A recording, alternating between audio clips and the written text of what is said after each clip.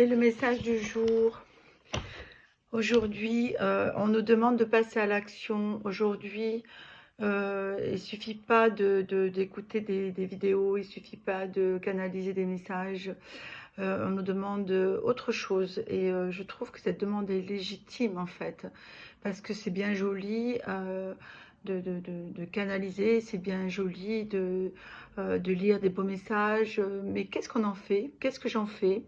À quoi ça sert? Est-ce que c'est juste pour se mettre un peu de baume au cœur, traverser un petit moment en se disant oh c'est joli, c'est pas mal, ou est-ce qu'il faut vraiment l'incarner, utiliser tout ce qu'on nous envoie pour en faire vraiment quelque chose?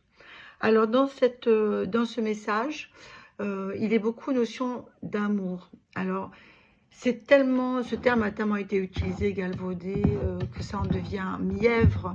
Et je voudrais pas que ce soit ressenti comme ça. Et il faut ressentir cette notion d'amour dont il parle comme vraiment une énergie qui n'a absolument rien à voir avec ce qu'on peut connaître sur la terre, même si on a des sentiments amoureux pour quelqu'un ou pour nos enfants, beaucoup d'amour, etc. On n'est pas du tout sur la même vibration. C'est quelque chose de beaucoup plus puissant. Donc, quand je parle d'amour, enfin, quand il nous parle d'amour, il faut essayer d'imaginer quelque chose voilà, un petit peu plus puissant que plus global. Je ne sais pas vraiment comment l'exprimer. Vous voyez, c'est compliqué de parler de l'amour parce que celui-ci, on ne le connaît pas vraiment. On peut s'y approcher, mais on ne le connaît pas. Une autre chose aussi, je l'ai déjà dit dans d'autres vidéos, mais je le répète, parce que c'est mon guide, donc il m'appelle sa reine. Je préviens, je précise que je ne suis reine que dans son royaume. J'ai toujours pas compris pourquoi il m'appelait comme ça, même si ça me fait plaisir.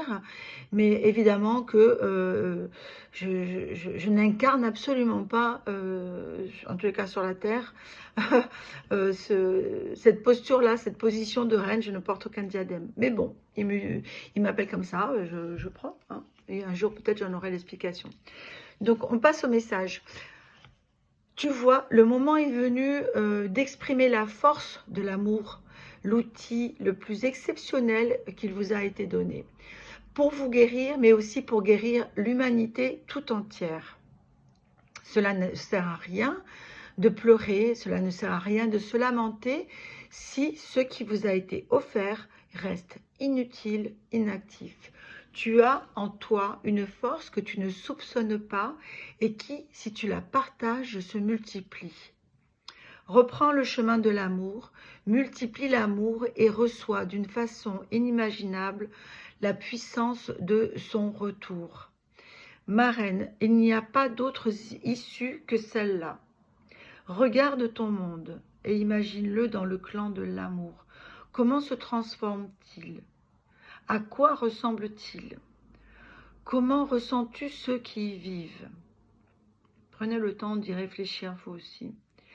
Juste par ton regard rempli d'amour, de cœur véritable, tu vois ce monde se transformer. Cela va arriver. Alors mets-toi, toi aussi au travail et profite dès maintenant de ces effets. Voilà, il nous est demandé de passer à l'action tout simplement.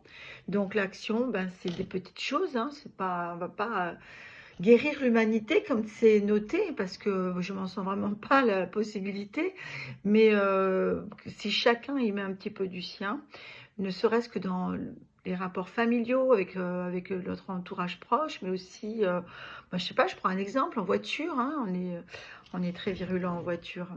Est-ce qu'on peut essayer de modifier nos réactions envers des personnes voilà, qui sont juste sur la route en même temps que nous, et c'est des tests en fait, se tester dans ces moments-là où on s'emporte et où on oublie que ben, l'autre, c'est peut-être une part de nous. Mais ça, on en parlera une autre fois.